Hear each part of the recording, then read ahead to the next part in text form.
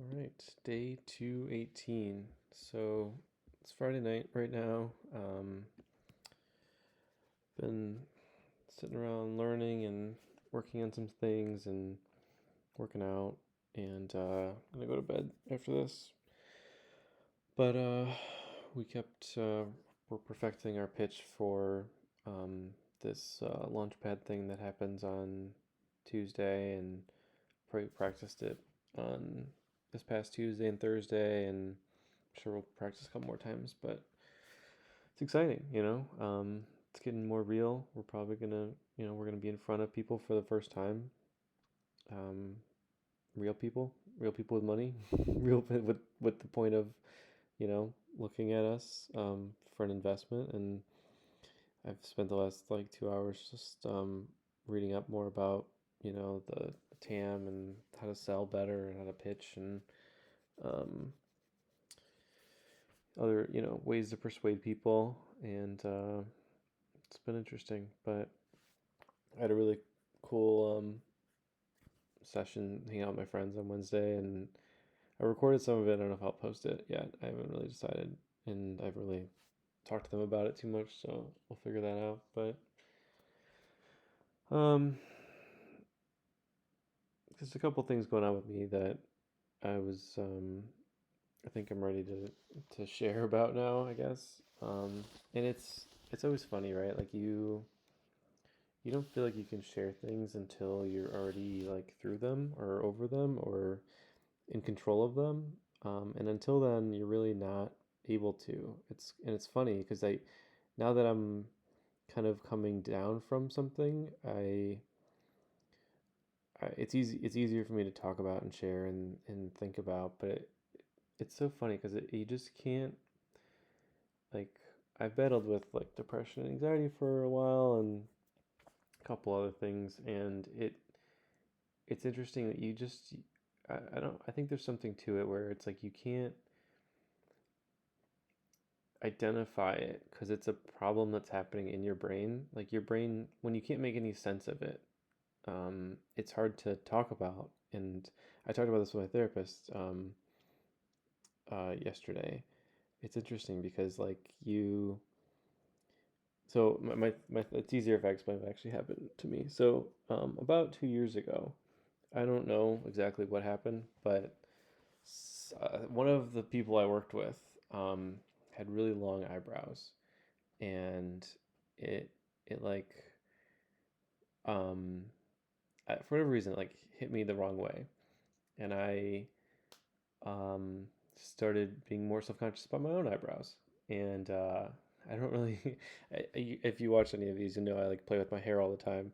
And I think at the time I was getting married, or I guess it wasn't 2 years ago, but it was I had a shorter hair at this time. And I maybe I've been doing it for 4 years. I don't know. I guess it's been a long time. Um, and I couldn't really play with my hair as much as I normally like to. And so I started touching my eyebrows more often. And I think it was a result of like seeing this person at work and um, not having long hair or whatever. And I eventually started getting really, really self-conscious about my eyebrows. And I mean, they're just normal eyebrows. Like it's stupid, right? It doesn't even make any sense. And I um, started like pulling them out pretty ferociously. I started like I stumbled into a part of trichotillomania, and it's so funny because like one of my best friends had a really really really bad case of it in high school, and I literally like witnessed him going through this, and so I knew, we've had several conversations about it because it was a huge hurdle for him to get over and get through. It took him probably 4 or 5 years, and he had much worse than just eyebrows. But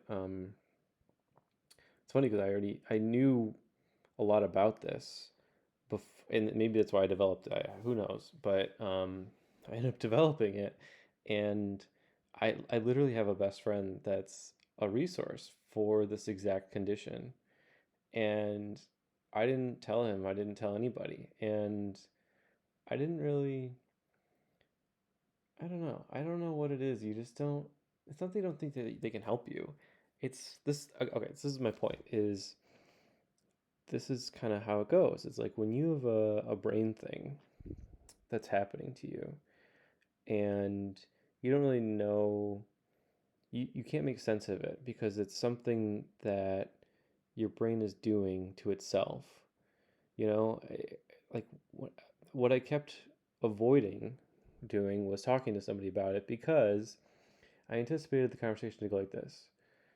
Um, so I've been pulling my eyebrows out more. I don't really know why. And then they would kind of go, "Oh, okay. Maybe you should see somebody for that." And I would say, "Yeah, I probably should." You know, and then that's it, right? Like what else are they gonna say? Like you're effectively saying like it's like you're shouting at somebody almost. You're like saying like I have a problem, and they go, and okay, you should probably go fix it. And so I always kind of sidestepped that part of healing, like having like telling anybody, like having a conversation with somebody that because like I'm learning that like even this is what I'm doing right now is like the more I talk through it, the more I feel better about it, and that's what therapy is. That's what everything is, and so um, it's funny like I feel more comfortable talking about it the more I feel comfortable about it, and like it's like circular that way. But until I like made sense of it myself, from myself to myself, um I didn't feel comfortable because I just felt like I couldn't tell the story of it. Like the story didn't have an end. Like it didn't have like a discovery. And until there's a discovery, it kind of doesn't feel like um there's a potential for it to be different. You know, even I mean I go to therapy every week and it took me 2 years to even bring it up to her, you know? And it's not that I'm afraid to talk about things, but it just honestly the ironic thing was I kept saying to myself every week that like the thing I want to talk about today is something else because it's more important. That eyebrows thing is like, I kind of have it under control. I kind of don't, like it's okay. I can go like 2 or 3 days without doing it maybe if I really try. And then I usually, screw up and then I go several months doing it every single day, multiple times a day.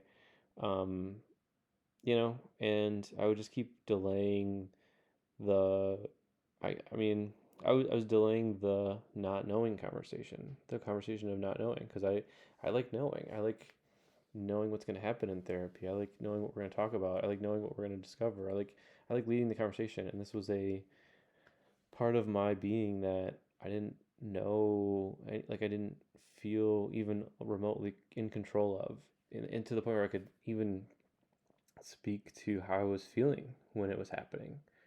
You know, I couldn't really articulate what I was feeling like when I was doing it and what I was feeling like before I was doing it that caused it. And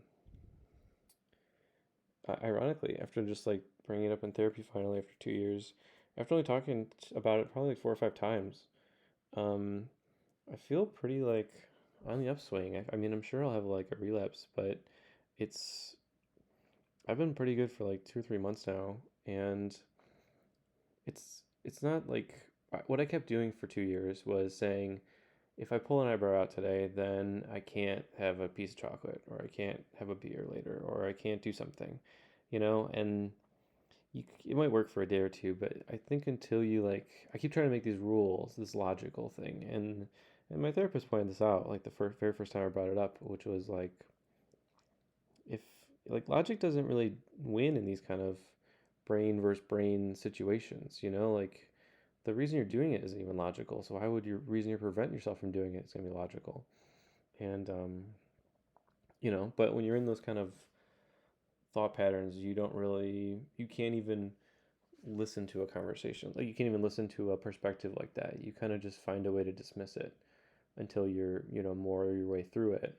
But what helped me through it was um my therapist is so great to just really pick apart, why I'm doing it, how I'm feeling while I'm doing it, and I think she pointed this out too that like there's a element of our being that is very grooming. Like it's like we're groomers when we're anxious. We're groomers when we want to look better. We're groomers when we're thinking about ourselves. That's how we participate in the act. That's the first thing we do is groom. And so a lot of times that kind of gets out of whack, and the person I'm gonna like, this is how I finally kind of crack the code, is like the person who's been assigned the part of my brain. I'm gonna call it a person. I'm gonna call it a guy because I'm a guy. There's a dude in my head whose sole purpose in life, sole job, is to make my eyebrows look good, or whatever, make my appearance look good. And specifically, he took his job very, very seriously when it came to my eyebrows. He thought it was his life's purpose that my eyebrows be perfect. And he's that kind of guy that's a type A personality for whatever reason. In my real life, when I was seeing a different coworker with, you know, longer eyebrows, and maybe I was stressed out and anxious or whatever, and I started touching them more and started being self conscious about them. Um, that's when he triggered, and he found, like, the guy in my head that's worried about my eyebrows. He found his life purpose that day. Like, it's like a kind of a joke that, like, he's like some fictitious little dude that's what he decided was his life purpose. And he started, the analogy I like using is like he started scrubbing the floors constantly, all day, every day. He started looking and searching and finding and tweezing every little abnormality he could possibly find, to the point where he was literally like scraping through the floors to the floorboards. Like, he's like ruining the hardwood or whatever. Like, he's like scraping it. He's scraping and scrubbing so hard that he's actually hurting me. And that's when it started. Like, that's when my therapist helped me name the guy that's in charge of that, and really personify him as this person that's doing this. And another tool in therapy that's been really helpful for me the last few months is like thinking of things from a third person's perspective, is to say, like, if a person was worried about their eyebrows so much to the point where they were pulling them out and looking, and the eyebrows were looking much worse and looking very thin and, like, old, and like, would you say that person's eyebrow manager is doing a good job or a bad job? I was like, no, they're doing an awful job. They're hurting him. Like, it's almost like they're forcing me to, like, work out to the point where I'm hurting myself. Like, they're like, if I had a voice in my head that was telling me to do something to the point where it was harming me, it's not good for me. And that's what this eyebrow manager was doing. He was scrubbing the floor to the point where he was breaking the floor. He was removing tiles because they weren't square enough. Like, he's so obsessed with perfection that he's literally breaking the house he's, like, been, like, chosen to fix or sustain. And once I kind of, like, labeled him as that overactive type A person that is literally harming me by doing his job, because he's doing it to the best of his abilities, which is 24/7 look for defects, look for ways to improve. And the only way to improve eyebrows is to remove some, I guess. Like, you can't really improve them by not doing something from his perspective. But anyways, yeah. And so what I chose to do, and what I'm choosing to do every single day of my life, like an addict, is fire that guy. That guy's fired.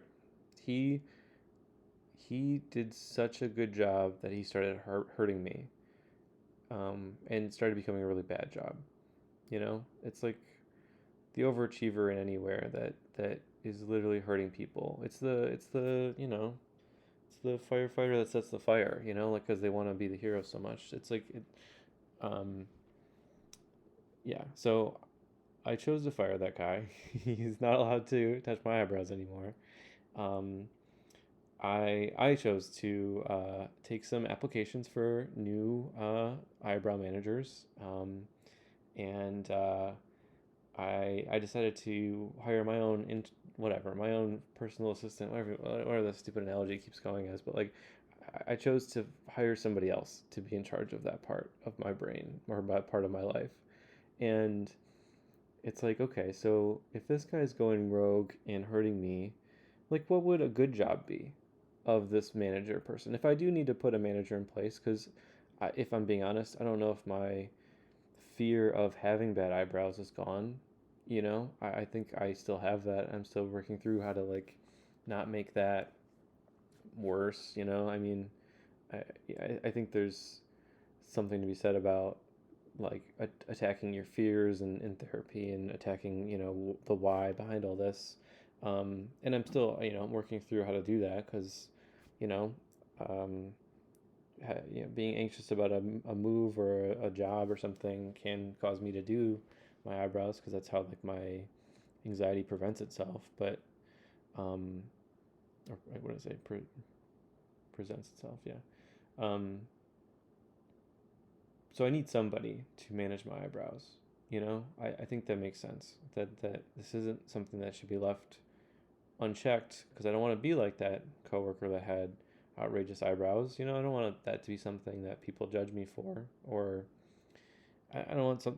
What it comes down to is I don't want my eyebrows to hold me back, and for whatever reason, that one person brought that out of me. And I don't really know what that even means, why eyebrows would ever hold anybody back, but somewhat for whatever reason, my brain decided that that was a valid thing to worry about, and still is, and I can't break that part as easily. But I can fire the manager a lot easier because it's easier to just fire that guy and say, you are hurting me. I'll put somebody in place that will manage this, that will hit this problem with the big, like the right amount of hammer, like the right size hammer for how big of a problem it is. It's really not that big of a problem. No one's cares about what my eyebrows are. If I'm really, really, you know, if my best friend walked up to me and said like, I'm really worried about my eyebrows, I think that they are um, going to really affect the trajectory of my future, and they're really going to change my life. You know, I think the average person would say like, dude, you're freaking out about nothing. No one cares. It's not even something anyone has even ever thought about you. And that's true, but it doesn't make that person's fear go away. And it's not always good to like invalidate it because then that person walks away going, oh crap, I'm crazy. Um, what the best friend should say, or what the better argument is okay, it sounds like eyebrows are important to you, and we can discuss maybe at a different day to what degree is too much or too little, but let's just for today, they are important to you and you're worried about them. um, what is an actual reasonable amount of hammer to hit that problem with? What is a reasonable um, amount of manager to have? You know, if we're hiring a new guy, well, what is a good job for that new guy? What is in his like job description? And I'm sure it would look like things like don't look disheveled or whatever. But like, honestly, how often does that guy have to do his job?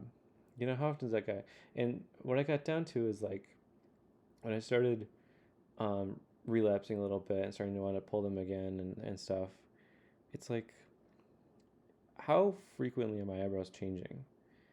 And, what if I just said, okay, on the 11th day of the month, so on January 11th, I was allowed to evaluate the state of my eyebrows.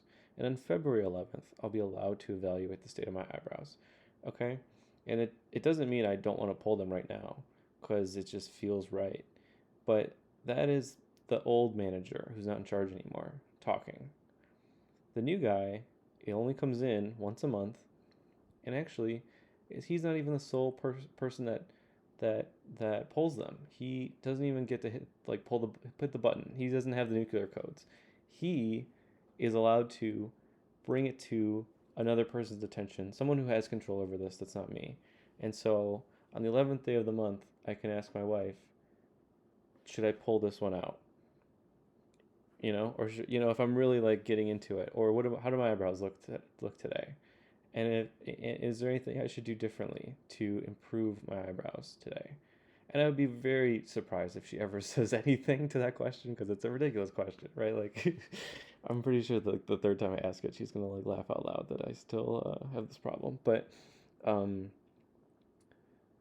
my point is like that is the level of hammer to hit this problem with. If it's a huge anxiety point for me, and it's a huge thing that I need to uh, feel confident in to feel safe, um, let's let's not ignore that and pretend like that's not true.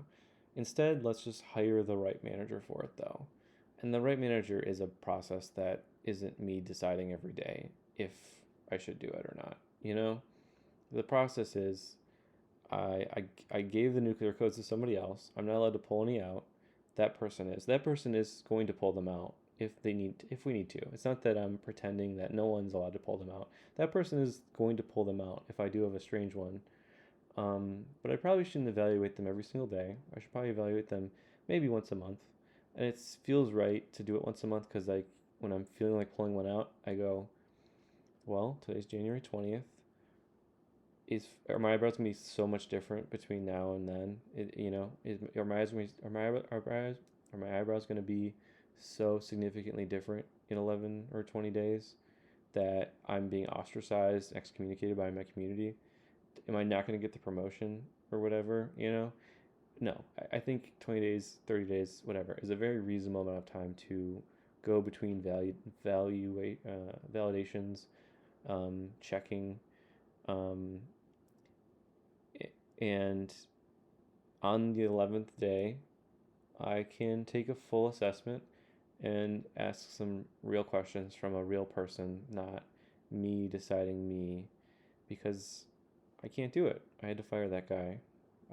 That guy is me, and he and I cannot do this alone. So I'm gonna put the new manager in, which he only comes in once a month, and I'm gonna give the nuclear codes to my wife, and I think that's the right amount of hammer to hit this with. And as I'm describing, it's like it's not a I don't I didn't solve the problem. Like I think I still need to work through like the safety and the excommunication and like the ostracizing fear, you know, but because that's where it's coming from. That's like the deep rooted piece of this, and I'm working through that. I mean, me doing this is me working through that, me trying to be more open about that and to grow in that way. Um, but until I get there, as you can tell, it's not something that just goes away. I still feel this way every day. I still want to pull them all out every day. And my best friend from the beginning of this that has gotten over it, and it took him years, but he's done amazing for the last probably like 15 years. Um, he still talks about it every day. He's like, I didn't have a good day today, but I'm not pulling, and like, and it's like, it's just something that you're like, your brain makes this connection, and it's like an addiction. It's like a weird addiction that some neural connection was formed, and and it's gonna take a lot of new muscles or new connections to make that connection go away and not have it anymore, or make it rare, you know. And it's not something that's just gonna I'm not gonna like barter my way out of it or wish my way out of it or really sustain anything unless I talk about it, because like I'm forming new connections right now by talking about it. I form new neural connections that don't make that a good idea. Talk about how bad the idea is, the more likely you are to stop doing it. I mean, that's psychology. And like I said at the very beginning, it's like I think the hardest part with all this is like if you can't know, like you can't start saying something to somebody because you don't even know what to say. You're like you can't walk up to somebody and say my brain's malfunctioning. Like what kind of what kind of like weird, like crazy person does that? It doesn't make any sense. It doesn't make any sense because the other person doesn't know what to say, and then you take that as negative.